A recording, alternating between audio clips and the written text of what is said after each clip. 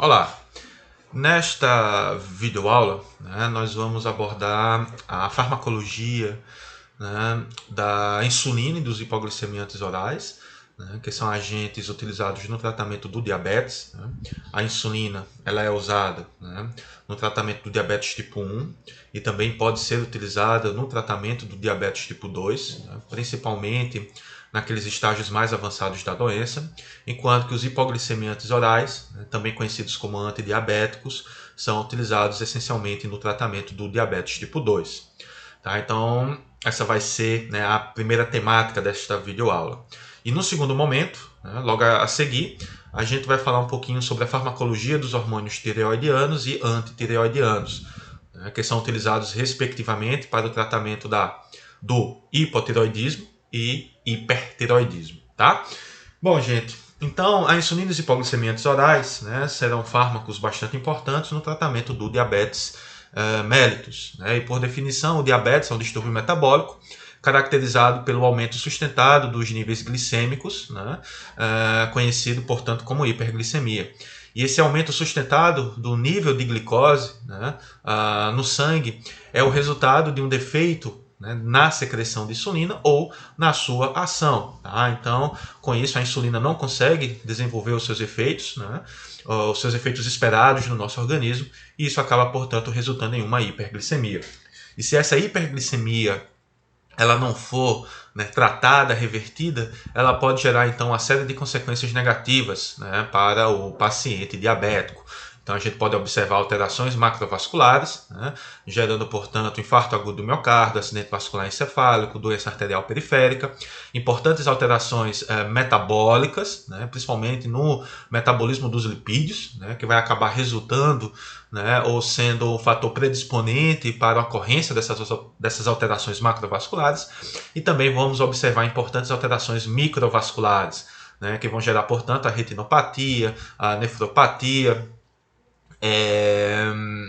e a neuropatia, associado, portanto, ao diabetes. Só que antes da gente falar da insulina, a farmacologia da insulina ou dos hipoglicemiantes orais, é importante a gente resgatar alguns conceitos gerais sobre o controle da homeostase da glicose no nosso organismo, assim como também a gente precisa entender como se dá a liberação e a ação da insulina no nosso organismo, para que a gente consiga entender o motivo pelo qual os fármacos que vamos falar hoje são utilizados. Tá?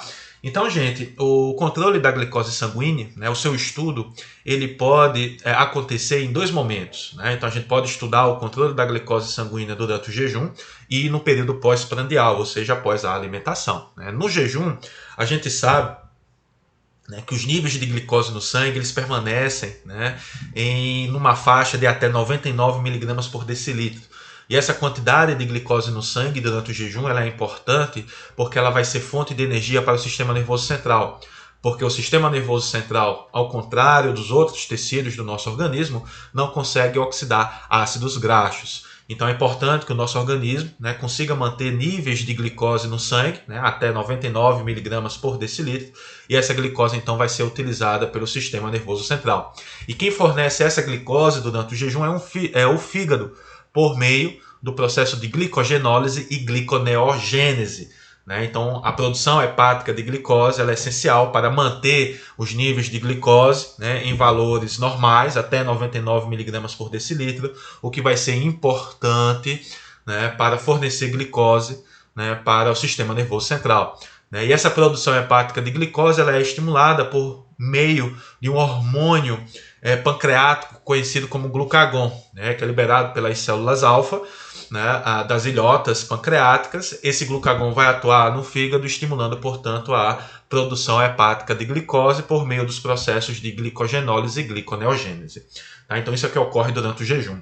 Só que no período pós-prandial, então após a alimentação que contém carboidratos, que contém glicose, a gente observa que os níveis sanguíneos de glicose eles aumentam por conta dessa origem exógena de glicose. Só que esse aumento de glicose ele é rapidamente contrarregulado por meio da liberação de um outro hormônio pancreático conhecido como insulina, oriundo das células beta. Então, o próprio aumento da glicose estimula a célula beta a liberar a insulina. E a insulina ela vai ser importante, porque ela vai atuar em tecidos como o músculo esquelético, o fígado e tecido adiposo, estimulando, portanto, né, a captação e o armazenamento da glicose, fazendo com que então os níveis de glicose voltem para, né, os valores de jejum, né, que é um valor menor do que 100 miligramas por decilitro. Então, diante disso, fica claro que qualquer defeito na ação ou na liberação da insulina vai acabar resultando em um estado de hiperglicemia, né? E essa hiperglicemia, esse aumento dos níveis de glicose no sangue, ele é maléfico para o nosso organismo, podendo, portanto, causar alterações metabólicas, macrovasculares e microvasculares, tá?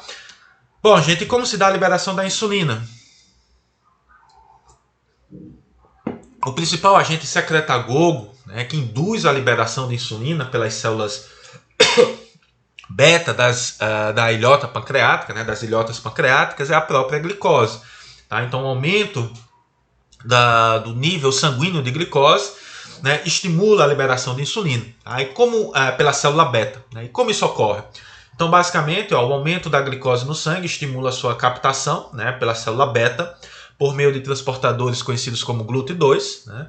Então, o GLUT2 pega essa glicose no sangue e joga para o interior da célula beta. E uma vez no interior da célula beta, a glicose segue o seu, né, metabolismo normal. Né? Então, glicólise, ciclo do ácido cítrico, né, o ciclo de Krebs, cadeia respiratória, levando, portanto, à formação do ATP. Tá? Então, esse aumento dos níveis de ATP é um processo essencial para que ocorra a liberação de insulina. Por quê? Porque esse aumento do ATP, né, vai inibir um canal especial de potássio, conhecido como canal de potássio sensível ao ATP. Então, o aumento dos níveis de ATP na célula beta inibe a função desse canal de potássio. Né? Então, o potássio ele tende naturalmente a sofrer um efluxo, né, a sair da célula. Então, quando esse canal ele é inibido, né, o potássio ele vai permanecer no interior da célula, né? Então a gente vai ter um aumento de cargas negativas, de cargas positivas, né, no interior da célula, né, uma retenção de cargas positivas, e essa retenção de cargas positivas acaba causando uma despolarização da membrana da célula beta. Essa despolarização, por sua vez, ativa canais de cálcio voltagem dependentes, né, estimulando agora a entrada de cálcio. E essa entrada de cálcio, então, acaba por estimular, por induzir a liberação da insulina, né? A exocitose das vesículas, né? De vesículas ricas em insulina. Então, com isso, então, a gente tem a liberação de insulina na corrente sanguínea, né? Então, para vocês observarem que a glicose, né, é o principal secretagogo da liberação de insulina. Só que também temos uma série de processos que são responsáveis por regular essa liberação da insulina. Né? Então, por exemplo, nós temos um hormônio bastante importante, conhecido como GLP-1, né, que significa, né, traduzindo, peptídeo similar ao glucagon, é uma incretina, né, liberada pelo intestino, e o GLP-1 então atua no seu receptor específico, tá, estimulando, ou melhor dizendo, modulando de forma positiva a liberação de insulina. Né? Então, a forma de aumentar, de potencializar essa liberação. Da mesma forma atua a acetilcolina. Tá? Então a acetilcolina oriunda, né, do sistema nervoso autônomo parasimpático, atuando por meio de receptores muscarínicos, também é capaz de potencializar essa liberação de insulina. Né? Então isso faz parte, né, da fase encefálica, né, da liberação da insulina. Então a gente olha um alimento, né, então isso estimula, ou sente o cheiro do alimento, isso estimula o sistema nervoso autônomo parasimpático a liberar a acetilcolina no pâncreas, estimulando, portanto, né, a liberação ou potencializando a liberação da insulina. Da mesma forma que temos estímulos, né, para maior liberação de insulina, a gente também tem, né, mecanismos capazes de regular de forma negativa essa liberação. É o caso, por exemplo, né, da noradrenalina e adrenalina, né, oriunda do sistema nervoso autônomo simpático, que vão atuar sobretudo em receptores alfa-2, inibindo a liberação da insulina. Então, do ponto de vista evolutivo, isso é importante, porque a noradrenalina e a adrenalina são liberadas, né, em reações de luta, de fuga, de estresse. E nessas situações a gente precisa de glicose no sangue. né? Então, com isso, né, a noradrenalina e a adrenalina atuando na célula beta inibe a liberação de insulina, garantindo, portanto, né, uma quantidade de glicose no sangue a ser utilizada nesse processo de estresse, de luta e de fuga. Assim como também, gente, a somatostatina, né, que é um hormônio liberado pelas células delta, né, da ilhota pancreática, também pode atuar de forma negativa, né, no que diz respeito à liberação da insulina, né? E essa liberação da insulina ela ocorre de forma bifásica, né? Então a gente tem uma rápida liberação de insulina, né, que é causada pela liberação da insulina que está em vesículas próximas à membrana da célula beta, e em seguida então a gente tem uma liberação tardia e sustentada, né, que corresponde à segunda fase de liberação, que está relacionada à liberação de insulina em vesículas mais distantes, né, aqui da célula beta, assim como também de uma insulina recém-sintetizada, né, visto que essa entrada de cálcio também pode estimular a síntese de novas moléculas de insulina. Tá? Bom, a insulina então ela é liberada, ela vai então, né, induzir os seus efeitos no nosso organismo. E os efeitos da insulina eles são mediados, né, por meio do seu receptor. Né? Esse receptor ele tem uma expressão ubíqua, né? Então ele pode ser encontrado em basicamente, né, todo tipo de célula do nosso organismo, variando somente, né, no que diz respeito à sua quantidade. Né? Então, por exemplo, é descrito que as hemácias têm 40 receptores de insulina, enquanto que, né, uma célula de músculo esquelético tem, né, milhares de receptores de insulina, né, o que faz com que esse tecido ele seja muito mais responsivo, por exemplo, do que a hemácia. O receptor de insulina, gente, ele é um receptor com atividade tirosina quinase. Tá? Então ele é um tetrâmero formado por subunidades alfa, né, extracelulares, que exercem uma ação regulatória negativa sobre as subunidades beta, né, que são transmembranares e possuem um domínio intracelular com a atividade tirosina quinase. Tá? Então, na ausência da insulina, as subunidades alfa, né, estão próximas à subunidade beta, inibindo essa função de tirosina quinase. Com a chegada da insulina, a gente vai ter uma mudança de conformação no receptor, né, fazendo com que então essa atividade inibitória da subunidade alfa ela seja relaxada. Então, com isso, a subunidade beta consegue desenvolver a sua atividade de tirosina quinase. E o primeiro fenômeno que a gente observa é um fenômeno de transfosforilação, ou seja, esta subunidade beta fosforila, né, a sua subunidade beta vizinha, né, em resíduos de tirosina, e essa subunidade então fosforila a sua vizinha. Tá? E essa fosforilação cruzada ela é importante porque ela vai servir de ponto de ancoragem para diversas proteínas intracelulares, que vão se ligar à subunidade beta do receptor de insulina. Em seguida, essas proteínas serão fosforiladas e, consequentemente, ativadas. Então, é o caso, por exemplo, né, das proteínas IRS, né, de 1 a 4. IRS significa substrato para o receptor de insulina, tá? E diversas outras proteínas com domínio SH2. Né? Esse domínio SH2 ele é responsável por reconhecer resíduos de tirosina fosforilada. Então, a gente tem várias proteínas com esse domínio SH2, como, por exemplo, né, a proteína SARC, né, que é uma proteína bastante importante aí dentro dessa via de sinalização do receptor da insulina. Tá? Então, essas proteínas elas são fosforiladas, né, e ativadas, e elas geram, então, vias de sinalização que vão culminar com o crescimento e diferenciação celular, né, síntese de proteínas, síntese de glicogênio e assim por diante. Tá? Além disso, né, a ativação das proteínas IRS, né, e a subsequente ativação da via de sinalização da PI3 quinase é também capaz de ativar uma outra enzima, conhecida como proteína quinase B, né, ou AKT. Tá? E essa enzima ela é importante, né, principalmente nos adipócitos e no músculo esquelético, porque uma vez essa enzima ativada, ela vai estimular a translocação de um transportador de glicose conhecido como GLUT4. Né? O GLUT4 né, ele é encontrado na ausência, né, da insulina no citosol, né, dessas células, né, dos adipócitos e do músculo esquelético, né, em vesículas, né, no citosol. E com a ativação do receptor de insulina e a ativação dessa proteína quinase B, ocorre uma translocação desse GLUT4 do citosol para a membrana do adipócito e do músculo esquelético. Né?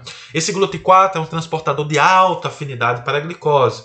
Então, qualquer glicose que estiver passando por esses tecidos acaba sendo captada, tá? Adentrando ao tecido e sendo então destinada às vias metabólicas, né, específicas dos adipócitos e do músculo esquelético. Tá? Então isso nos mostra, né, o motivo pelo qual os adipócitos e o músculo esquelético são importantes tecidos tamponadores da glicose, né, principalmente por conta da participação do GLUT4. O fígado, ele também é capaz de captar glicose e armazenar, só que esse processo não envolve o GLUT4, tá? Envolve, no caso do hepatócito em específico, né, uma maior ativação de glicoquinases, né, da exoquinase, que fosforila a glicose e a prende no interior do hepatócito, né, direcionando, portanto, essa glicose para suas vias metabólicas. Tá? Então, o fígado também é importante, né, no processo de absorção e armazenamento da glicose, só que esse processo independe de GLUT4. Né? O GLUT4 é muito importante no músculo estriado, né, tanto esquelético como cardíaco, como também nos adipócitos. Bom, e quais são as ações da insulina, gente? Então, os efeitos da insulina de importância, né, no diabetes, principalmente, e na farmacologia, são seus efeitos hepáticos, no músculo esquelético e no tecido adiposo, tá?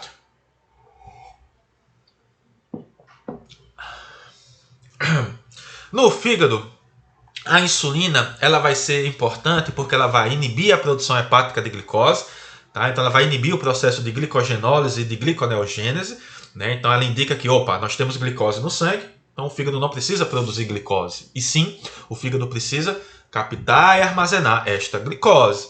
Tá? Então com isso a insulina também ativa a glicogênese, né? Produção de glicogênio, e aumenta a lipogênese, né? Principalmente associada ao excesso de glicose. Né? Então o excesso de glicose pode acabar virando ácidos graxos, e esses ácidos graxos então vão ser direcionados aos nossos tecidos. No músculo esquelético, a insulina é importante para aumentar a captação de glicose, ativar a glicogênese e aumentar a síntese de proteínas. Né? Então a insulina tem uma ação anabólica bastante importante. E no tecido adiposo, a insulina vai aumentar a captação de glicose, vai induzir o armazenamento de lipídios e vai inibir a lipase, né, a lipase sensível ao hormônio. Então, com isso, a gente, né, inibe a lipólise, né, então a quebra de triglicerídeos, e estimula, portanto, o seu armazenamento. Né? Então, a insulina, essencialmente, é um hormônio anabólico. Né? Então, tem como função principal armazenar energia. Então, diante disso, gente, fica claro que qualquer deficiência na liberação da ação da insulina, como ocorre no diabetes, vai gerar hiperglicemia. Né? Porque o fígado, né, vai continuar produzindo glicose, né? Então a produção hepática de glicose ela continua, né? Mesmo na presença de uma alimentação rica em glicose. Tecido como músculo esquelético e tecido adiposo não vão captar essa glicose, então consequentemente a glicose no sangue ela aumenta. Né? Então a gente observa a hiperglicemia. Né? Além disso, a gente pode ter importantes alterações no metabolismo proteico, né? Gerando maior degradação de proteínas. Isso tende a ocorrer principalmente no paciente com diabetes tipo 1. Né? Então, no paciente com diabetes tipo 1, essa ausência na liberação de insulina pode acabar fazendo com que, né, ácidos graxos e logo em seguida as proteínas sejam utilizadas no processo de gliconeogênese, né? Enquanto que também no diabetes a gente vai encontrar importantes alterações no metabolismo lipídico. Né? Então o tecido adiposo libera continuamente ácidos graxos. Esses ácidos graxos vão para o fígado, podem ser utilizados no processo, né, de oxidação, né, de produção de energia, como também eles podem ser envelopados, né, formando lipoproteínas, em especial o VLDL e, consequentemente, o LDL. Né? Então, esse aumento dos níveis de LDL pode acabar favorecendo, né, problemas cardiovasculares. Tá?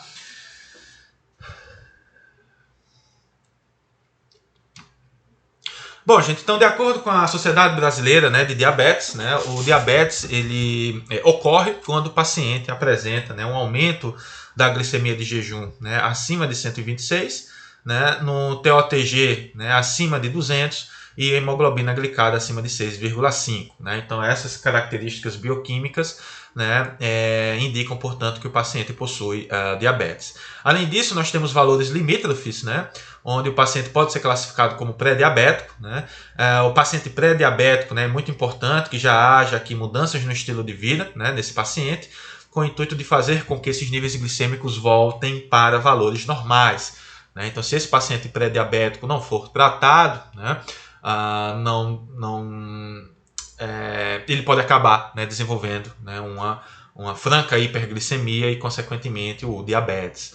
Tá? Então, pacientes, né, com esses valores de glicemia de jejum, TOTG ou hemoglobina glicada são então, né, classificados ou diagnosticados como diabetes, e então esses pacientes devem, né, ser tratados, né, tanto com relação a mudanças no estilo de vida, como também, né, a depender aí das diretrizes com a utilização de fármacos hipoglicemiantes.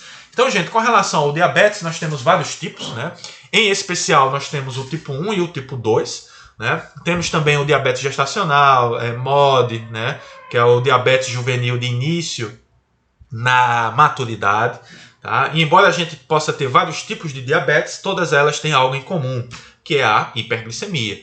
Tá? Então, independentemente do tipo de diabetes, todos os diabetes, né, os tipos de diabetes cursam com a característica bioquímica em comum, que é a hiperglicemia.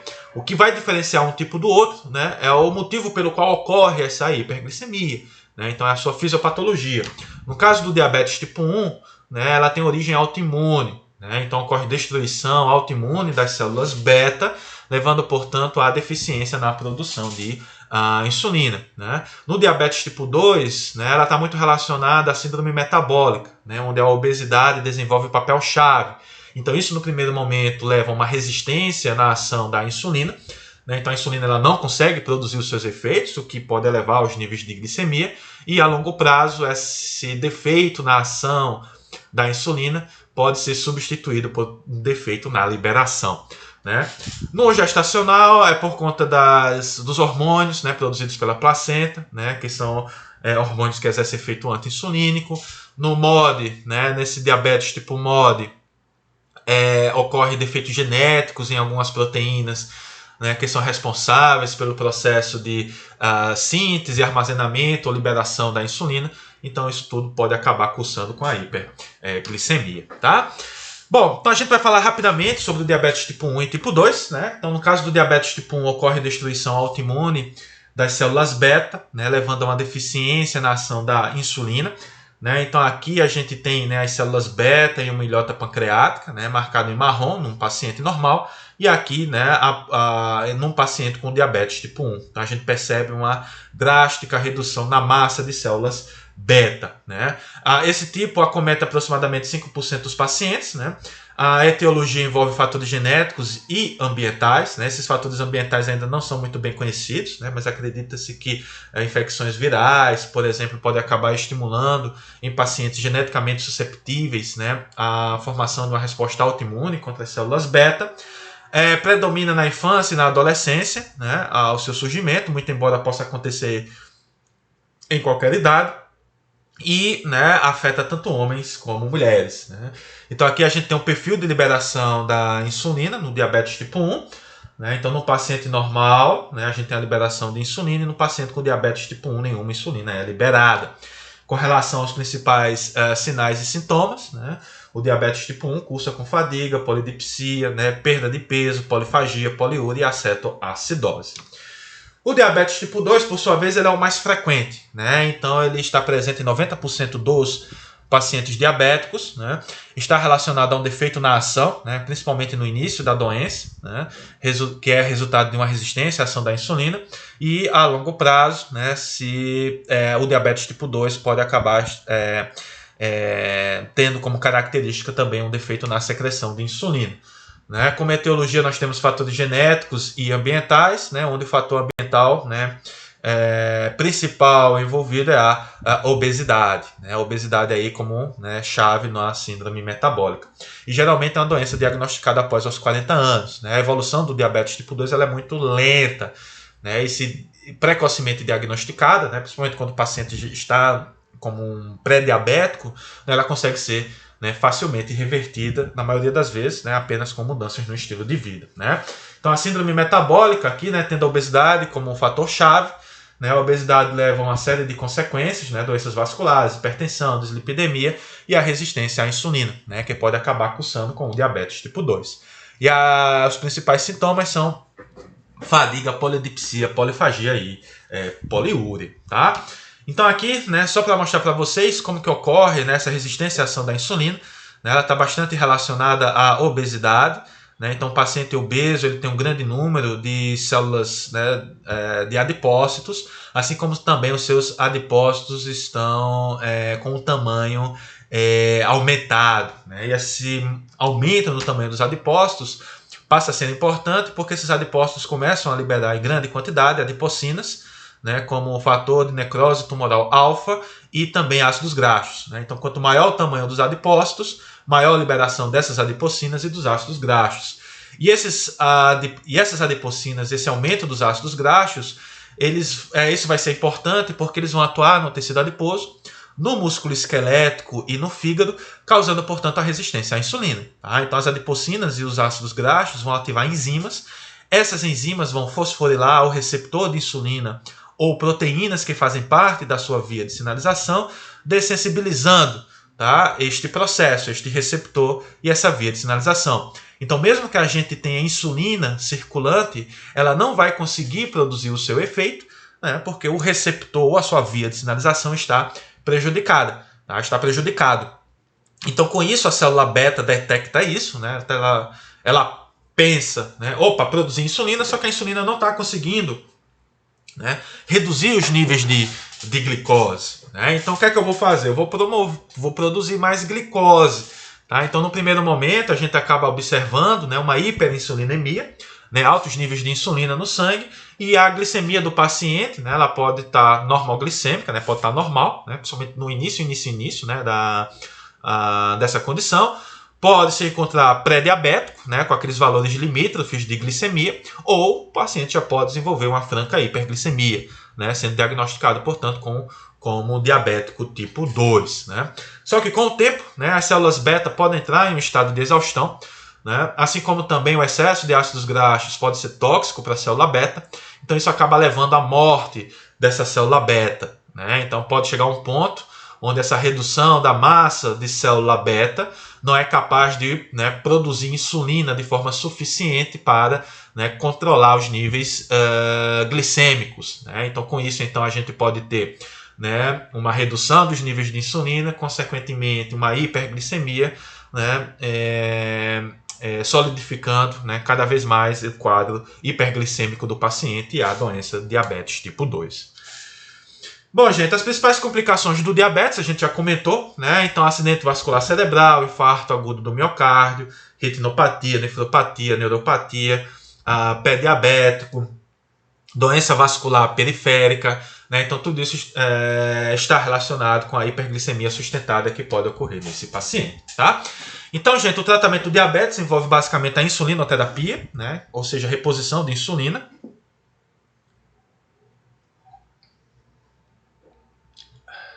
que é utilizada, né, no caso do diabetes tipo 1, obviamente, e no diabetes tipo 2, quando necessário. Normalmente, né, naqueles estágios mais avançados da doença, né, a insulina também pode ser utilizada no diabetes gestacional, né, visto que os hipoglicemiantos orais podem ultrapassar a barreira placentária e produzir efeitos nocivos ao feto. Tá?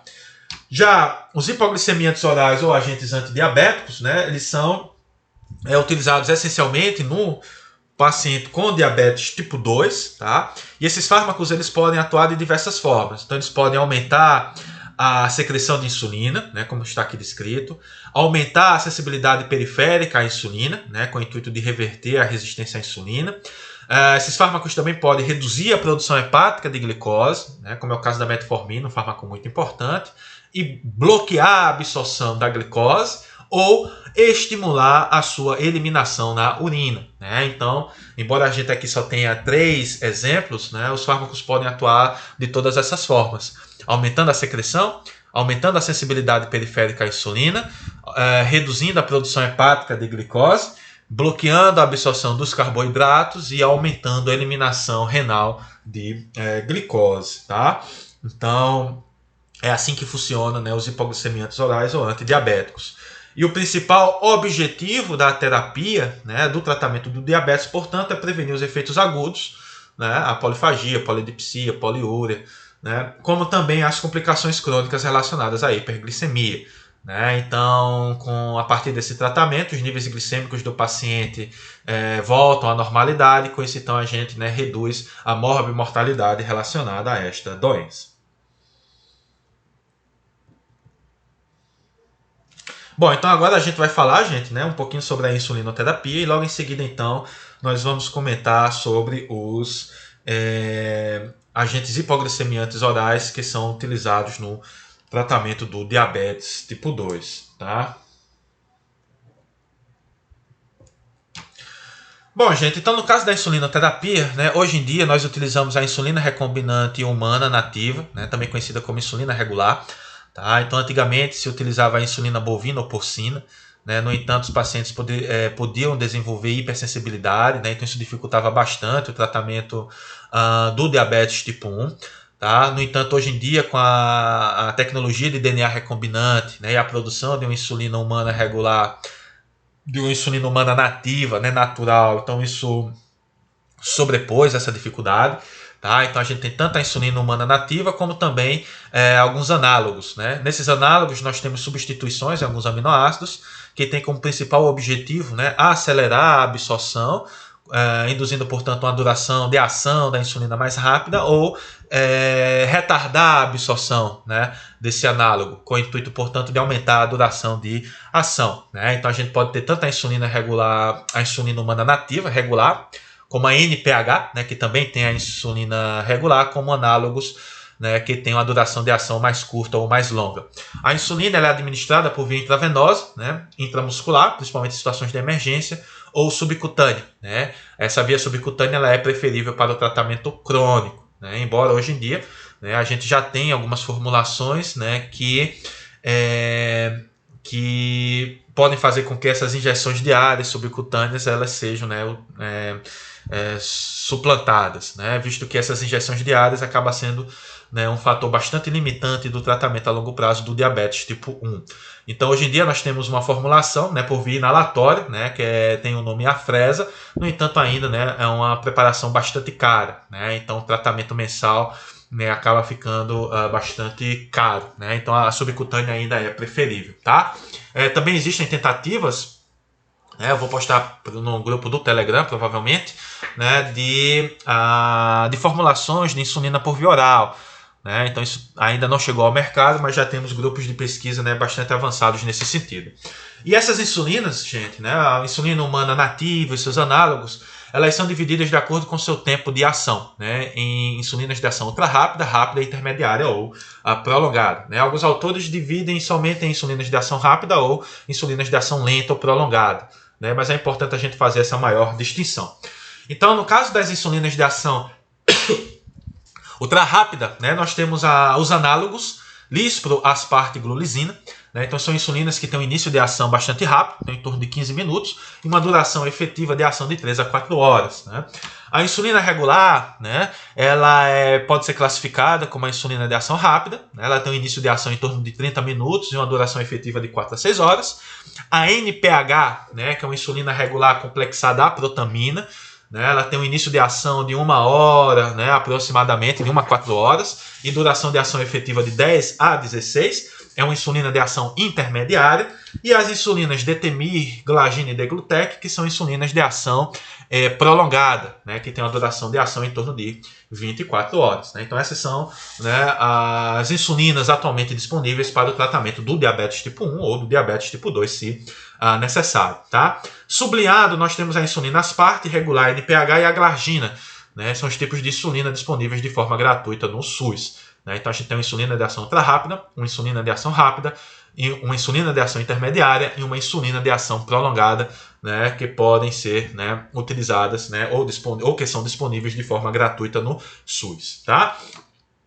Bom, aqui tem um quadro, né, onde eu mostro para vocês, né, a classificação, né, de acordo com a duração de ação das insulinas, né, o seu início de ação, né, o pico plasmático dessa insulina e a duração efetiva de ação. Tá? Então percebam que as insulinas de ação ultra rápida, né, têm uma duração efetiva mais curta, né, enquanto que as insulinas de ação prolongada têm uma duração de ação, né, maior, né, podendo chegar até mesmo a 24 horas. Né. Aqui para mostrar a vocês também que a insulina regular, né, e os seus análogos diferem com relação a algumas substituições a aminoácidos. Né. Isso faz com que, né, o processo de absorção ele seja acelerado ou lentificado, garantindo, portanto, né, uma menor ou uma maior duração de ação. No caso da NPH, né, que está aqui à esquerda, a gente tem uma insulina regular nativa complexada a protamina, né, em tampão fosfato. Então isso também acaba, né, retardando um pouco a sua absorção e, consequentemente, prolongando um pouco a sua duração de ação. Tá? Então, como isso ocorre, gente? Basicamente, a insulina regular nativa, né, na ampola, ela existe na forma de um hexâmero. Né? Então a gente vai ter 6 insulinas, né, regular, né, ligadas ao zinco. E após a administração, né, na pele, né, a gente vai observar a dissociação dessa insulina, né, em monômeros e, consequentemente, a sua absorção. Só que esse processo, né, ele tem um início em torno de 30 a 60 minutos e uma duração de ação, né, fazendo com que ocorra uma duração de ação em torno de 4 a 6 horas. Né? Então é o tempo no qual ocorre a dissociação, a absorção e, consequentemente, a ação da insulina. No caso da NPH, né, primeiramente a gente precisa observar a dissociação do hexâmero, né, da protamina, e logo em seguida o monômero, né, pois somente o monômero ele é absorvido. Tá? Então esse processo ele demora mais um pouco a ocorrer, garantindo, portanto, uma absorção mais lenta e, consequentemente, né, uma maior duração de ação da insulina. Tá? No caso dos análogos de ação ultra-rápida, essa dissociação ela ocorre mais prontamente, né, mais rápida, garantindo uma absorção mais rápida e, consequentemente, né, uma menor duração de ação, enquanto que para os análogos de ação prolongada, né, como a glargina, o deglutec, né, e o detemir, esse processo de dissociação ele ocorre de forma mais lenta. Né? Principalmente porque, nesses casos, essa insulina, quando administrada, forma aglomerados. Né? Então, essa dissociação acaba ocorrendo de forma muito mais lenta, garantindo, portanto, a maior duração de ação. Tá? Então, isso, né, depende, portanto, da capacidade, né, de dissociação do monômero de insulina desse hexâmero, desse complexo. Bom, gente, o grande objetivo da insulinoterapia, né, é simular o que ocorre num paciente normal. Tá? Então, num paciente normal, a gente vai ter, né, picos rápidos e sustentados de insulina após cada refeição. Né? Então, o grande objetivo da insulinoterapia é tentar mimetizar esse padrão. E isso pode ser feito, né, por meio da associação entre insulinas de ação rápida ou ultra rápida com insulinas de ação, né, prolongada ou intermediária. Né? Então aqui a gente tem um esquema terapêutico que pode ser adotado. Né? Então a utilização de insulinas de ação ultra rápida, né, imediatamente após, né, a café, almoço e janta, e uma insulina de ação prolongada antes de dormir, né, com o intuito aqui de impedir principalmente, né, a hiperglicemia de jejum. Né? Além disso, pode-se também, né, ter essa outra estratégia, né, a utilização da insulina regular, né, antes do café e da janta, com a administração de 2 insulinas NPH. Né? Então, essas estratégias podem ser adotadas, né, sempre com o intuito de mimetizar o que ocorre no indivíduo normal. Né? Então, com certeza, né, esses esquemas terapêuticos serão comentados, né, nas aulas de vocês de endocrinologia, né, durante o curso, obviamente, de medicina. Tá? Nós temos alguns fatores que afetam a absorção da insulina. Né? O primeiro deles seria o tipo de insulina, que a gente já falou. Né? Então, as insulinas de ação ultra rápida, insulinas de ação prolongada, né, tem taxas de absorção diferentes, o que acaba impactando, né, na sua duração de ação. Né? O local da injeção também pode ser importante, principalmente para a insulina regular. Né? Os análogos, isso tem pouca importância. Né? Então, o abdômen tende a ser o local onde a absorção é mais rápida, né? E é o local preferível para a administração da insulina. Né?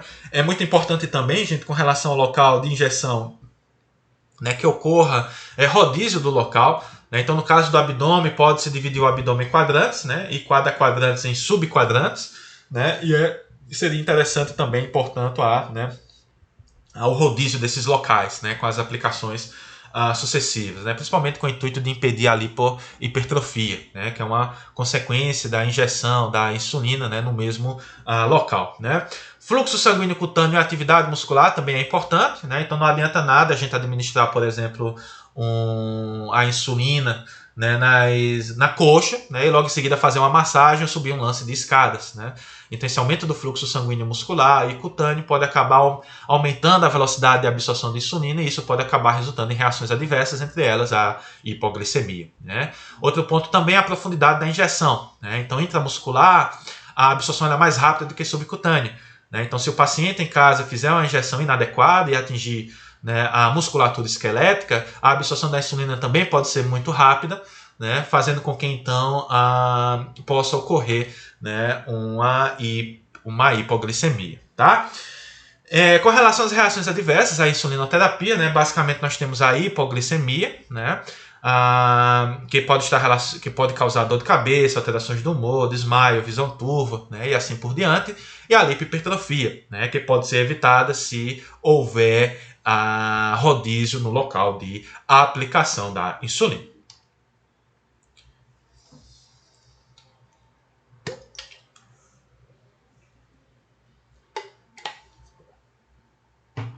Com isso, então, gente, né, a gente segue para falar dos hipoglicemiantes orais e antidiabéticos. Então, perceba que nós temos 1, 2, 3, 4, 5, 6, 7, 8 classes diferentes de agentes hipoglicemiantes que podem ser utilizados no tratamento do diabetes. Mas eu destaco para vocês principalmente duas classes, né, as sulfonilureias e as biguanidas, tá? Porque são classes que apresentam, né, exemplos, né, que são disponíveis de forma gratuita no SUS. No caso das sulfonilureias, nós temos a glibenclamida e a gliclazida, né, e no caso das biguanidas, a metformina.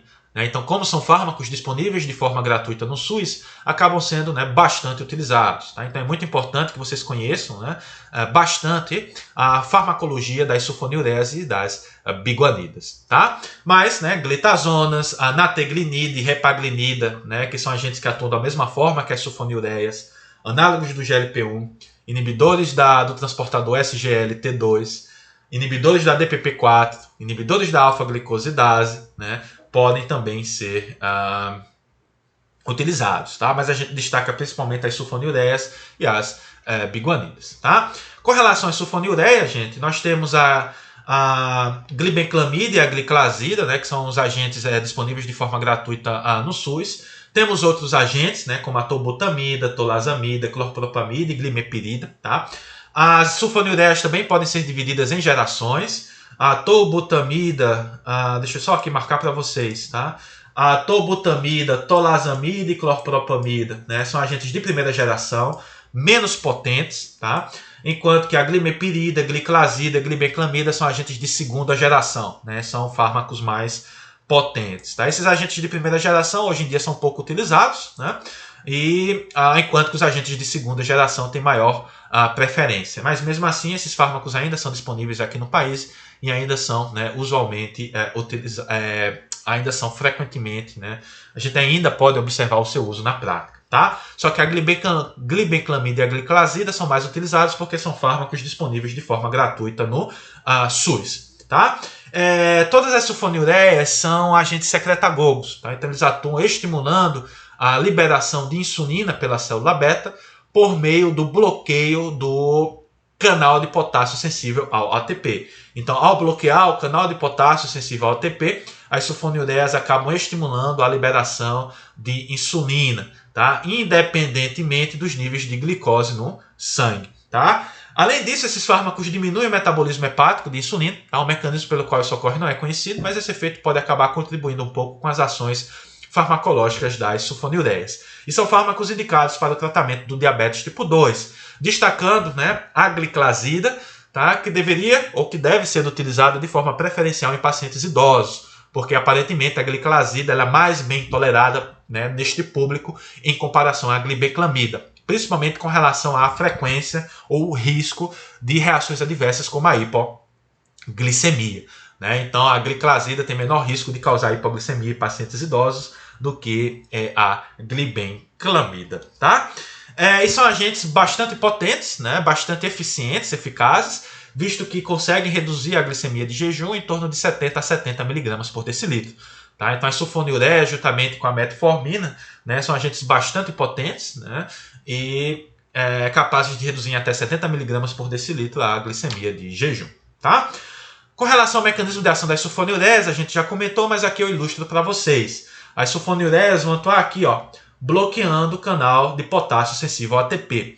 Mais especificamente, as sulfonilureias vão interagir com a subunidade específica desse canal, né, conhecido como receptor de sulfonilureias, e ao interagir com essa subunidade, esses fármacos acabam bloqueando a função do canal de potássio. Então, com isso, o potássio não sofre fluxo, né, ele fica retido no interior da membrana. Essa retenção de cargas positivas gera uma despolarização dessa membrana, levando à abertura de canais de cálcio e, consequentemente, uma maior liberação de insulina. Tá? Então, esse é o mecanismo pelo qual as sulfonilureias, né, agem estimulando a liberação de glicose. Com relação à farmacocinética desses agentes, esses fármacos são administrados por via oral. Tá? A presença de alimentos ou a hiperglicemia pode reduzir um pouco, né, a sua absorção e, consequentemente, a sua ação. A duração de efeito desses fármacos gira em torno de 24 horas, né, o que permite, portanto, a administração uma vez ao dia, e são fármacos, né, metabolizados pelo fígado e excretados pela urina. Né, então deve-se ter cautela em pacientes com insuficiência hepática e insuficiência renal. Né. Com relação às reações adversas, né, a principal reação adversa é a hipoglicemia, tá? Aumento de peso, que pode ocorrer, né, em uma parcela significativa dos pacientes. Né, então pode ocorrer um aumento de 1 a 3 quilos. Né. O mecanismo pelo qual isso ocorre não é conhecido. Tá? Então acredita-se que, né, uma melhora na ação da insulina possa estar relacionada, né, esse aumento de peso, como também alguns autores sugerem, né, que esse aumento de peso possa estar relacionado aos lanches. Né? Então é muito comum a equipe médica educar o paciente que ao menor sinal de hipoglicemia, né, o paciente faça um lanchezinho, né? Então como uma bala, um pedacinho de bolo, um pedacinho de pão. Né? Só que alguns pacientes podem exagerar nesse lanchinho e isso pode acabar gerando um aumento de peso. Tá? Mas em geral isso ocorre para essa classe de fármacos. E também eles podem causar náuseas e vômitos. Né? E ao longo do tratamento, essas náuseas e vômitos elas podem acabar, né, o paciente pode acabar se tornando tolerante a essas reações adversas. Né? E uma dica importante com relação às sulfonilureias é que esses fármacos eles devem ser administrados preferencialmente 30 minutos antes do café da manhã ou da primeira refeição do dia. Né? Antes, porque a presença de alimentos, né, pode acabar dificultando a sua absorção. Né? Então, administrando antes, a gente acaba, né, evitando esse fenômeno. Bom, com relação à repaglinida e à nateglinida, né, também são moduladores dos canais potássicos sensível ao ATP, tá? Produzindo liberação de insulina, né, pelo mesmo mecanismo, né, bloqueando o canal de potássio, né, consequentemente levando à despolarização da membrana da célula beta e maior liberação de insulina.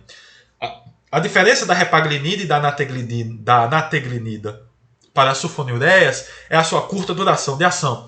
Então são fármacos utilizados, né, preferencialmente para o controle pós-prandial da glicemia. Né? Então eles vão produzir uma liberação de insulina somente naquele momento pós-prandial. Tá? São agentes menos efetivos, podendo reduzir em até 30 mg por decilitro da glicemia de jejum. Tá? Então são administrados por via oral, sendo rapidamente absorvidos. Né? Tem uma meia-vida em torno de 1 hora. Né? Então o uso é imediatamente antes das refeições, né, para garantir que o pico, né, e a duração de ação do fármaco fique ali, né, no período após a alimentação, e são agentes metabolizados pelo fígado e excretados na urina. Tá? Então as principais reações adversas desses fármacos é a hipoglicemia, né, causando dor de cabeça, ansiedade, taquicardia, e também pode haver ganho discreto de peso corporal.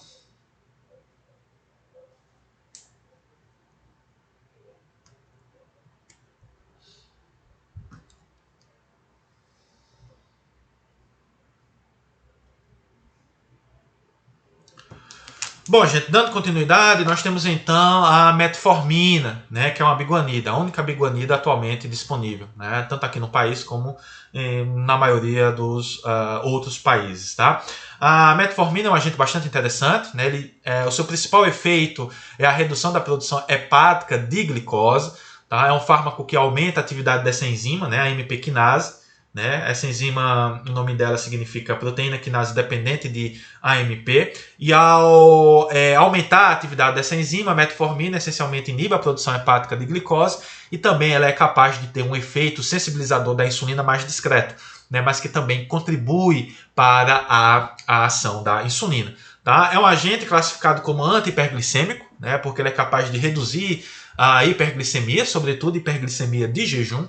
Tá? Em pacientes normais, o efeito da metformina ele é mínimo, né, no que diz respeito à glicemia, e esse efeito ele é mais, né, facilmente observado em pacientes que possuem, né, uma produção hepática de glicose exagerada. Tá? Uma grande vantagem da biguanida é que não induz aumento de peso, inclusive pode ajudar, né, na perda de peso, porque a ativação da AMP quinase no fígado estimula a oxidação de ácidos graxos, né? Então a utilização de ácidos graxos como fonte de energia, né? Então isso de certo modo pode, né, facilitar um pouco a perda de peso, tá? E a metformina acaba sendo um fármaco de primeira escolha, tá?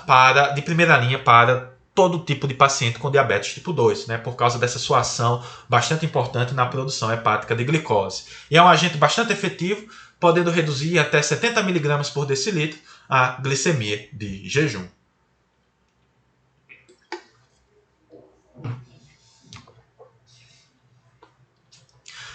Bom, gente, com relação ao mecanismo de ação da metformina, né, o seu mecanismo de ação não é muito bem conhecido, tá? Mas o que se tem até hoje é que a metformina ela é captada, né, por células como o hepatócito, musculatura esquelética, enterócitos, né, por meio de um transportador específico. Tá? Isso aqui é um transportador, tá? Não é um receptor.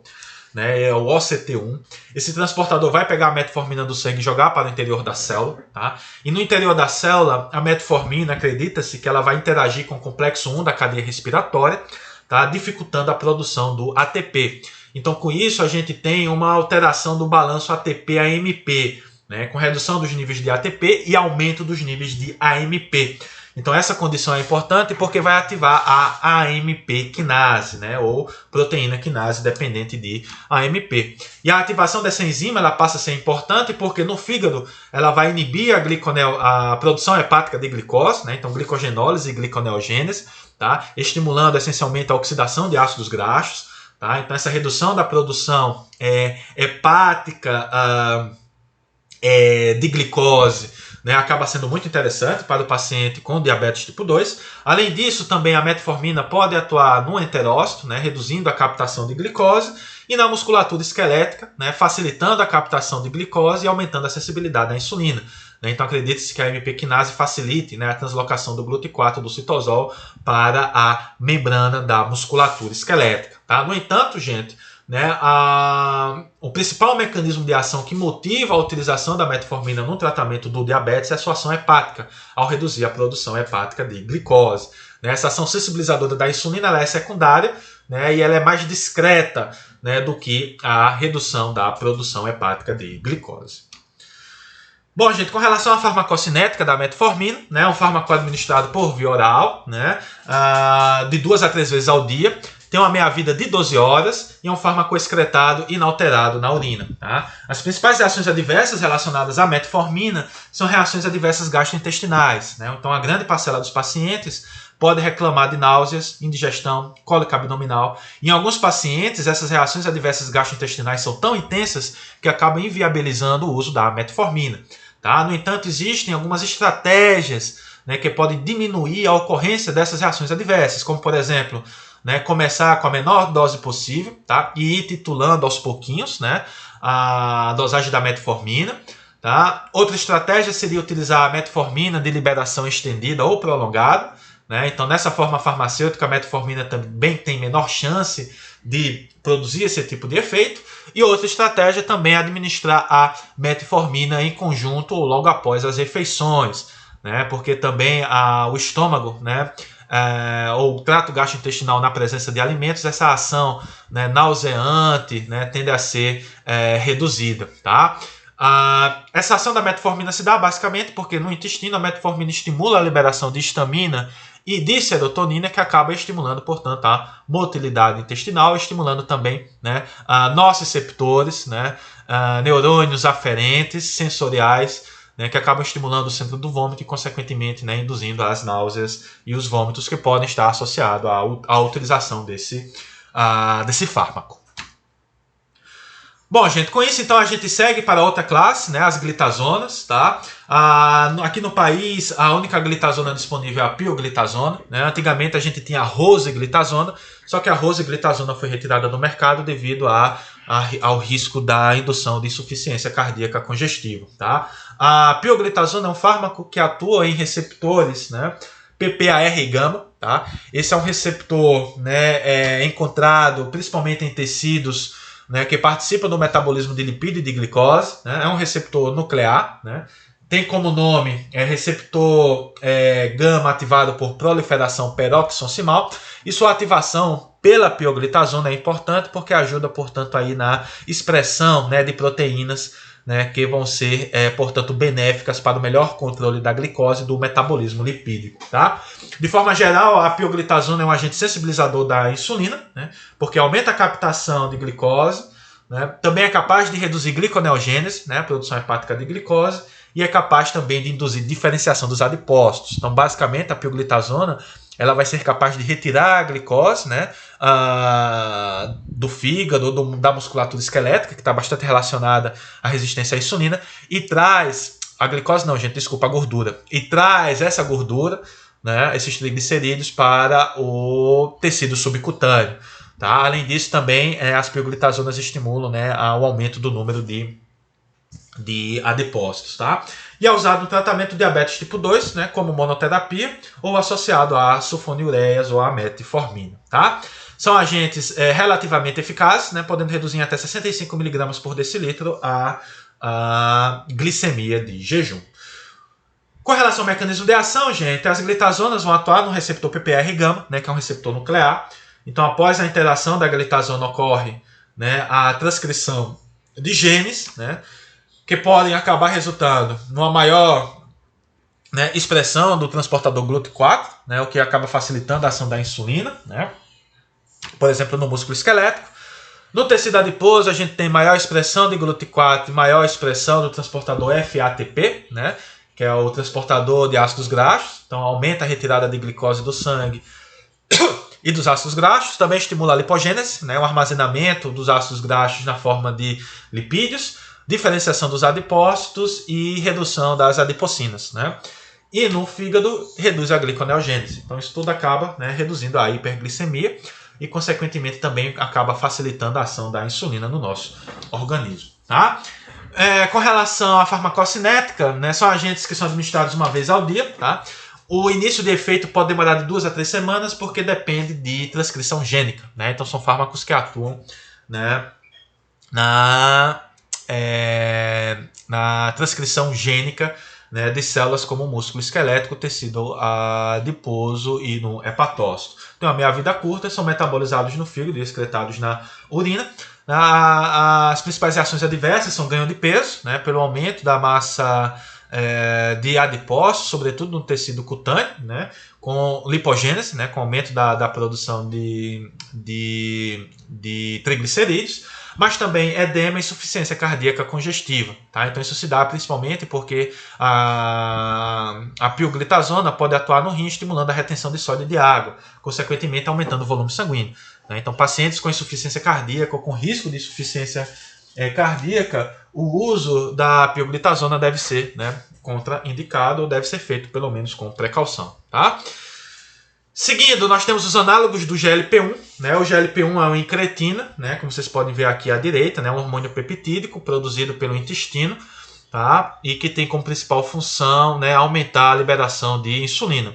No entanto, o GLP-1 em si ele não é utilizado, porque ele tem uma meia-vida muito curta.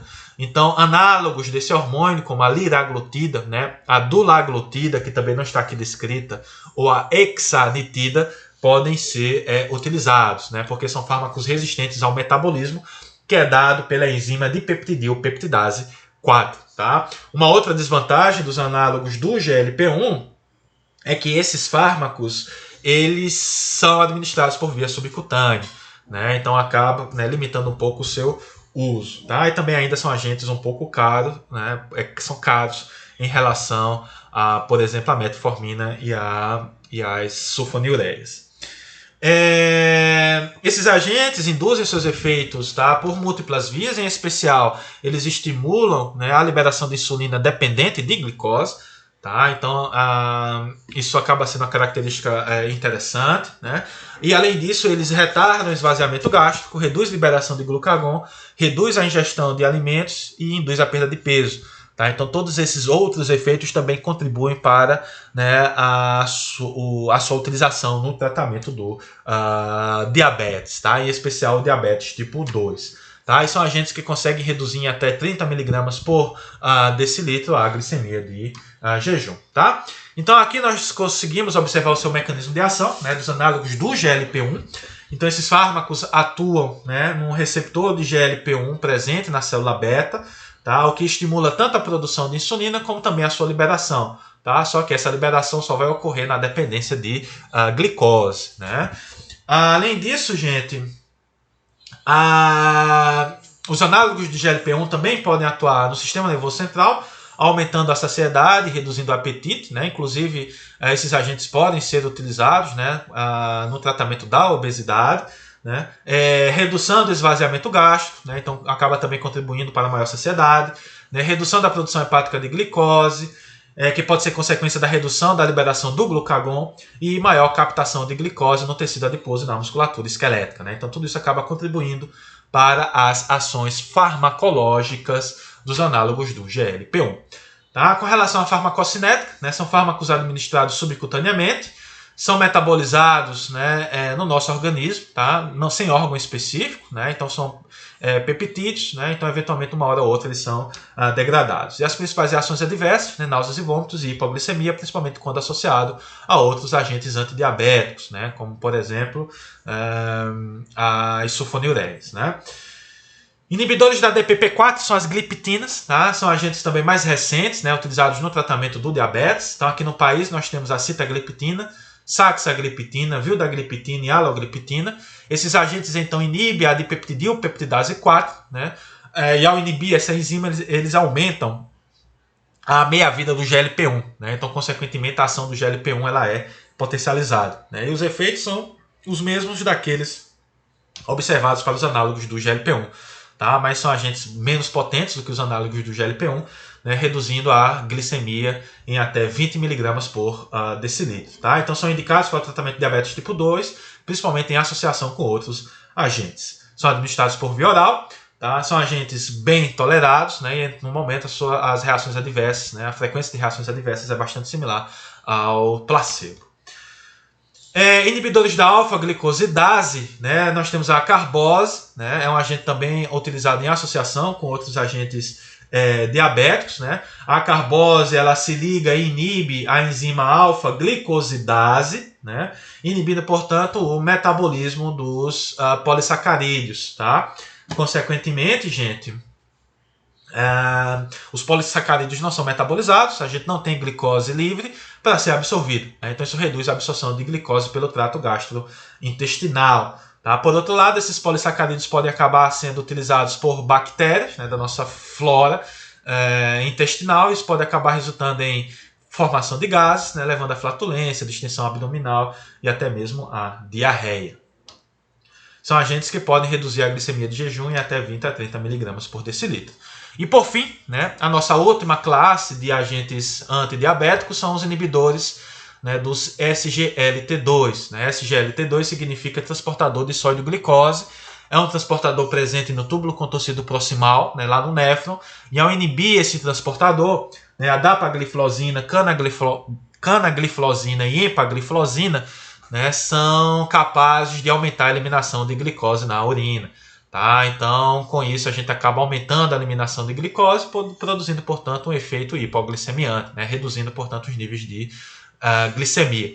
né? Ao aumentar a eliminação de glicose, esses fármacos podem também acabar aumentando a excreção de água, né? Então isso gera um efeito diurético, né? Que pode acabar contribuindo para uma redução da pressão arterial e risco cardíaco, né? Então isso é uma importante ação também desses fármacos, tá? Aumentam a excreção de glicose, como já falamos, né? Induzem perda de peso, né? Então isso também é uma ação bastante interessante desses fármacos. São administrados por via oral e são relativamente bem tolerados, né? Muito embora possam causar como reação adversa aumento do risco de infecção urinária, né? Provavelmente pela maior disposição de glicose na urina, favorecendo, portanto, o crescimento de bactérias. E são agentes que podem, né, reduzir em até 30 mg por decilitro a glicose de jejum, tá? Então aqui, gente, nós temos um resumo para vocês, né, dos fármacos, seu local de ação e o principal efeito, tá? Então, né, para quem é mais visual, gosta de esquemas, né, ajuda bastante no entendimento, né, do mecanismo de ação, tá? Então é só dar pausa nesse vídeo, né, e dar uma estudada aí nos fármacos, seu local de ação e ação. Ou aqui a gente tem uma tabela, né, onde a gente também mostra o efeito farmacológico principal e as principais reações adversas desses agentes, tá?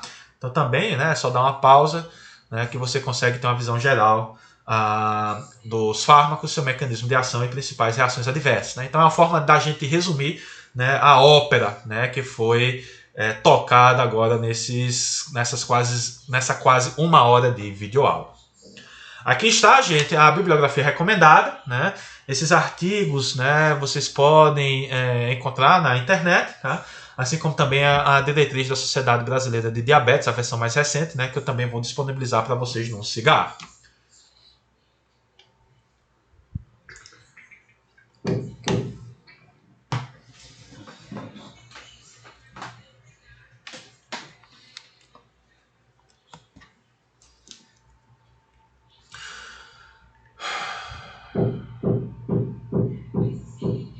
Bom, gente, chegamos agora então à segunda parte da nossa videoaula, tá?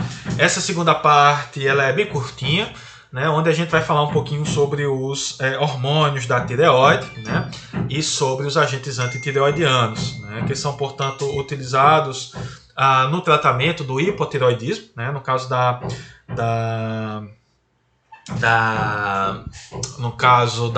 do hipotireoidismo, né? E o dos agentes antitireoidianos, que são utilizados no tratamento do hipertireoidismo. Então, antes da gente falar dos fármacos, né, eu vou falar para vocês alguns aspectos gerais da fisiologia dos hormônios da tireoide, né, com o intuito da gente entender, né, o motivo pelo qual os fármacos que eu vou citar são utilizados, tá, gente? Então, a tireoide é uma glândula, né, em formato de borboleta, que se encontra logo abaixo da laringe, né? A tireoide ela é uma glândula bastante importante porque ela produz, armazena e libera os hormônios tireoidianos, né? O T4 e o T3, né? O T4 é o principal hormônio tireoidiano liberado, só que ele é um pró-hormônio, né? Ele não tem ação ou pouca ação, então ele precisa ser convertido perifericamente, né, em T3, né, que é o hormônio ativo, tá? Gente, estão quebrando aqui a parede, peço desculpas, isso acontece, não vou editar isso, tá? Para vocês, né, sempre lembrar como é difícil nessas videoaulas, tá? Eu vou colocar aqui um fone de ouvido com microfone, tá? Para melhorar um pouco aqui a nossa aula, né, e reduzir o barulho, tá? O áudio pode ficar um pouco prejudicado, peço desculpas, tá? Mas se passar eu retiro aqui para a gente retornar. Bom, gente, a principal função então dos hormônios tireoidianos, né, está relacionada então com o metabolismo, né? Então são hormônios que tendem a estimular, né, o metabolismo no nosso organismo, mas também são bastante importantes no desenvolvimento, sobretudo o desenvolvimento do sistema nervoso central, né? E a liberação desses hormônios tireoidianos está sob controle do sistema nervoso central, né? Por meio do TRH, né, que é o hormônio liberador de tirotrofina, e do TSH, né, que é a tirotrofina, né, que é um hormônio liberado pela hipófise, que vai atuar diretamente na tireoide, estimulando, portanto, né, no fim das contas, a liberação do hormônio tireoidiano T4. Tá? A glândula tireoide, né, ela é formada por um conjunto de folículos, né? Então esse folículo é a unidade funcional da tireoide. é ele responsável, né, pela captação do iodo, formação dos hormônios tireoidianos e liberação na corrente sanguínea, né? Esse folículo ele é formado por uma camada de células epiteliais cuboides, né, que envolve, portanto, um coloide, que é rico em tiroglobulina, né? Essa tiroglobulina é uma proteína que, né, armazena, digamos assim, os hormônios tireoidianos. Tá? Então, e ela é bastante importante, né, na produção desses hormônios no nosso organismo. Tá? Então, gente, com relação ao controle da liberação dos hormônios tireoidianos, né, isso se dá pelo sistema nervoso central. Né? Então, o estresse, o frio, por exemplo, estimula o hipotálamo, né, células, neurônios do hipotálamo, a liberar o TRH. Né? E esse TRH, então, né, um hormônio hipotalâmico, vai atuar na hipófise anterior, estimulando a liberação do TSH. E o TSH, por sua vez, vai atuar na tireoide, estimulando a captação de iodo, estimulando a formação da tireoglobulina, né? Estimulando a iodização da tirosina e, consequentemente, a formação dos hormônios tireoidianos. Né? Além de que também estimula o tamanho e o número das células. Né? Então isso é importante, por exemplo, porque no caso do hipotireoidismo, né, ele cursa com bócio. Né? E o bócio, né, o aumento da tireoide, ele é causado justamente pela maior ação do TSH na glândula tireoide, né, o que acaba estimulando, portanto, o aumento do seu tamanho. Tá? Com relação à síntese dos hormônios tireoidianos, né, tudo começa com a captação do iodeto, né, pela célula epitelial cuboide do folículo. Essa captação ela se dá, tá, graças à ação de um transportador, né, que é o NIS. NIS, né, significa simportador de sódio e iodo. Tá? Iodeto, no caso. Né? Então, esse transportador ele utiliza o gradiente eletroquímico do sódio.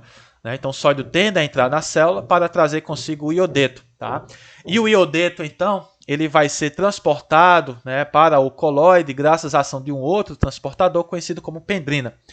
Esse iodeto, então, né, vai sofrer a ação da enzima peroxidase tireoidiana, tá? Que vai oxidar o iodo e vai, né, induzir o processo de iodização da tirosina, né, um aminoácido presente em grande quantidade na tireoglobulina, levando, portanto, à formação do MIT e do DIT. Né? MIT significa monoiodotirosina e o DIT, né, diiodotirosina.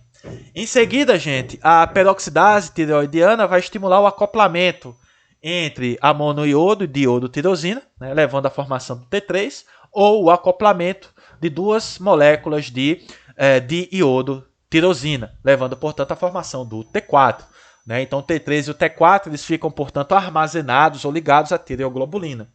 Em seguida, ocorre a pinocitose, né, dessa tireoglobulina pela célula cuboide, né, e no interior dessa célula epitelial cuboide, o T3 e o T4, né, vão ser processados. Né? Essa tireoglobulina ela vai ser degradada, né, liberando, portanto, o T3 e o T4 na corrente sanguínea. Né? Lembrando que o T4 é o principal hormônio liberado, né? Um pró-hormônio que vai, então, ser, né, vai sofrer, então, metabolismo periférico para a formação do T3, tá?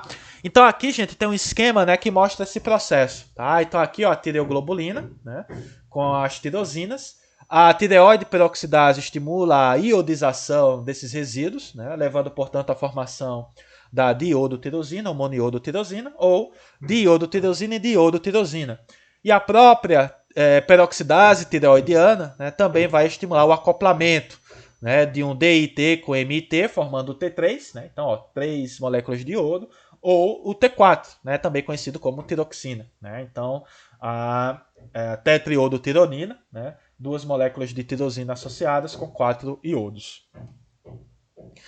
Bom, os hormônios, então, são liberados, né, na corrente sanguínea, em especial o T4, e na célula-alvo, né, o T4 ele sofre um processo de desiodização, né, por meio da enzima desiodinase, que vai converter o T4, que é um pró-hormônio, em T3. Né, e o T3, então, é que vai produzir as suas ações por meio de um receptor nuclear, né, induzindo, portanto, a transcrição de genes relacionados à produção de enzimas, proteínas estruturais relacionadas sobretudo ao metabolismo e ao desenvolvimento. Tá? Então a principal ação desses hormônios é aumentar, né, de forma generalizada a atividade funcional de nosso organismo. Tá? Então os hormônios tireoidianos eles são importantes no crescimento, no desenvolvimento, tá? Do sistema esquelético, dentes, derme, sistema nervoso central. Tá? Então são bastante importantes, principalmente durante, né, o desenvolvimento, né, do organismo, né, durante a fase in útero, né, porque estimula a neurogênese e a mielinização. Tá? Então é importante para o processo de memória, aprendizagem, velocidade dos reflexos do sistema nervoso periférico e assim por diante. Além de que também aumenta a expressão do hormônio do crescimento. Tá? Então isso é importante, né, durante o desenvolvimento do nosso organismo. No metabolismo, né, os hormônios tireoidianos, né, estimulam o metabolismo dos carboidratos, lipídios e proteínas. Né? Então, estimula a captação de glicose, né, a glicólise, gliconeogênese, a absorção intestinal da glicose, estimula a lipólise, a oxidação de ácidos graxos, né, proteólise, a oxidação de proteínas. Tá? Então, todo o metabolismo, né, ele é aumentado, assim como também a taxa metabólica. Né? Então, os hormônios tireoidianos eles aumentam o número e o tamanho das mitocôndrias, né?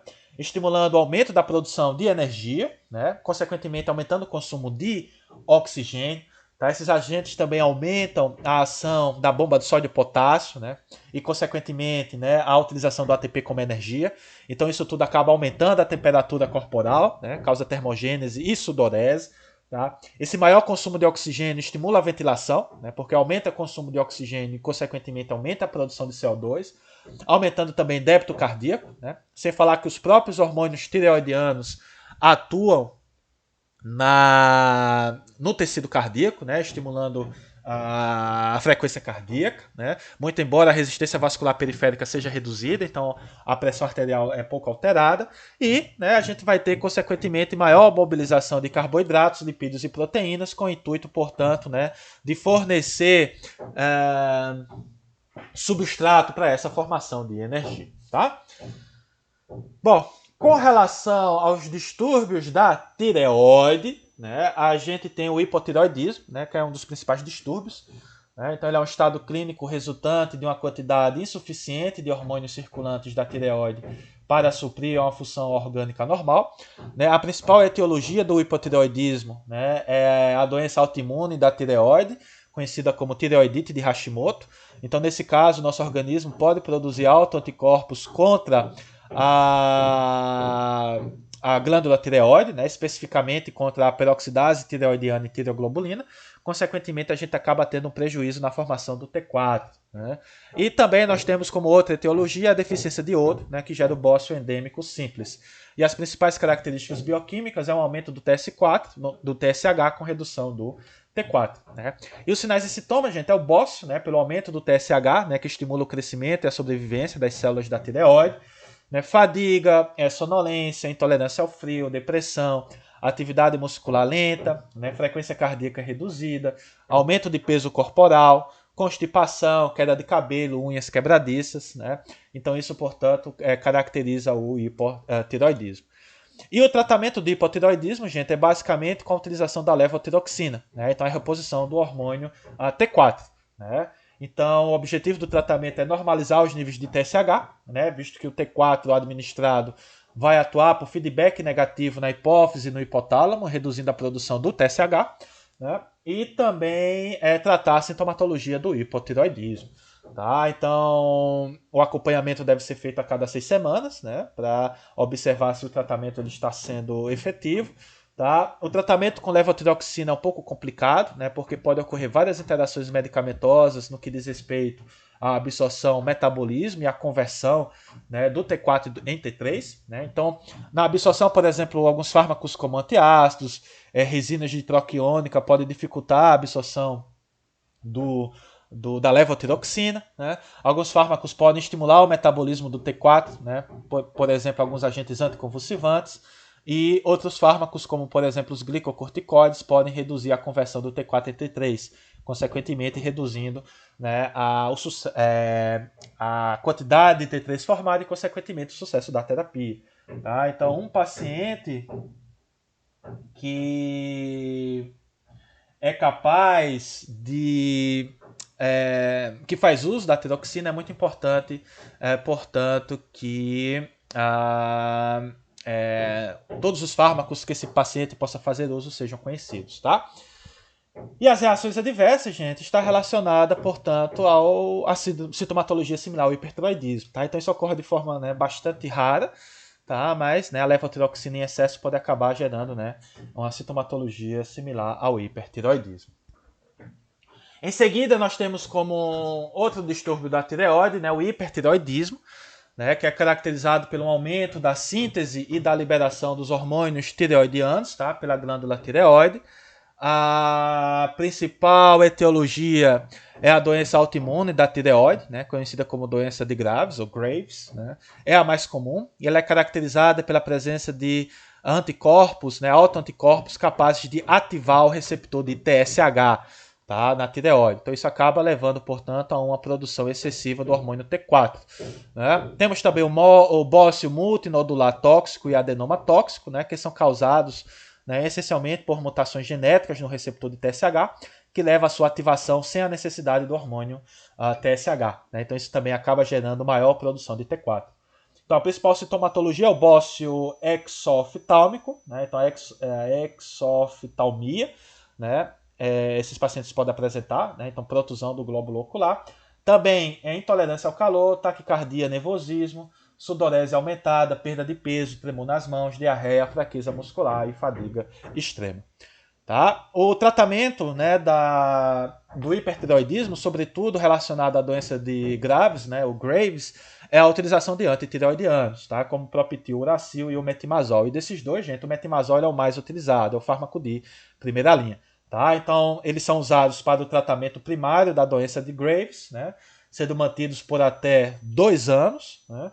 Também são utilizados no tratamento pré-cirúrgico do bócio multinodular tóxico e do adenoma tóxico. Né? Então, nesse caso aqui, normalmente, né, a cirurgia ela é recomendada, né? Só que, primeiramente, é interessante reduzir, né, os níveis de hormônio tireoidiano produzidos, né, nessa situação. Isso pode ser feito com a utilização, né, desses agentes antitireoidianos. Né? E a melhora do quadro tende a ocorrer em até 8 semanas. As principais reações adversas é a hipersensibilidade, a granulocitose, né, e a hepatotoxicidade, principalmente com relação ao Propitil, Uracil. Mecanismo de ação, gente. Os agentes antitireoidianos, basicamente, eles atuam inibindo a peroxidase tireoidiana. Tá? Então, com isso, eles inibem a produção dos hormônios tireoidianos, consequentemente, né, uma menor quantidade de hormônio tireoidiano cai na corrente sanguínea. Então, isso acaba, né, reduzindo a ação desses hormônios e, consequentemente, melhorando o quadro do hipertireoidismo. Em seguida, nós temos o iodo radioativo. Né? O iodo radioativo ele é utilizado quando o paciente ele não pode fazer uso, né, dos fármacos antitireoidianos na doença de Graves, né, seja por hipersensibilidade, né, ou por conta de qualquer outro motivo. Né.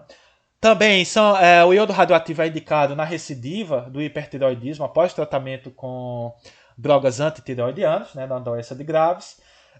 Pode ser também utilizado em casos onde o controle definitivo e rápido do hipertireoidismo é desejado, né, como no caso de pacientes cardiopatas ou idosos, né, então onde não se pode esperar 2 anos, né, para o início da ação. Né, então o iodo radioativo ele pode ser utilizado. Pacientes que recusam cirurgia no bócio multinodular tóxico ou no adenoma tóxico. Né, também é uma condição de iodo radioativo pode ser utilizado. E a principal reação adversa é o hipotireoidismo tardio. Né, então o iodo radioativo ele é captado, né, pela célula, né, epitelial do folículo, levando, portanto, à sua destruição. Só que essa ação ela pode ser exagerada, digamos assim, podendo fazer com que o paciente acabe desenvolvendo o hipotireoidismo. E por fim, gente, nós temos o iodo simples, né, como o Lugol e a solução saturada de iodeto de potássio, que eventualmente pode ser utilizada, tá? Principalmente no tratamento pré-cirúrgico, né, da tireoidectomia, ou em crise tireotóxica em conjunto com antitireoidianos. Tá? São agentes que são utilizados somente, né, para uma ação aguda, né, visto que a sua duração de ação é bastante curta. Né? Esses fármacos, né, o excesso de iodo inibe, né, a produção de T3, de T4 e T3 e a sua liberação, só que esse efeito ele só ocorre a curto prazo. Né? Então, com o tempo, a tireoide, né, cria mecanismos de escape, né, para essa ação do iodo. Tá? As reações adversas incluem hipersensibilidade, angioedema, edema de laringe e gosto metálico, queimação na garganta. O mecanismo de ação, gente, é que o excesso de iodo, né, leva à formação de iodolipídios e iodolactonas, né, que são capazes de inibir a ação da peroxidase tireoidiana. Tá? Então, com isso, então, a gente tem uma redução da produção de T4 e de T3, além de que também o excesso de iodo pode reduzir a liberação, né, dos hormônios tireoidianos. Bom, gente, então com isso a gente encerra essa videoaula, tá? Eu peço desculpa por conta talvez do áudio, né, que possa tá um pouco baixo, mas é porque está havendo uma reforma aqui no meu prédio, tá? Então qualquer dúvida é só escrever lá no fórum do SIGA ou me enviar e-mail, tá, gente? Aqui está a bibliografia recomendada, até lá, né? Até a nossa aula síncrona.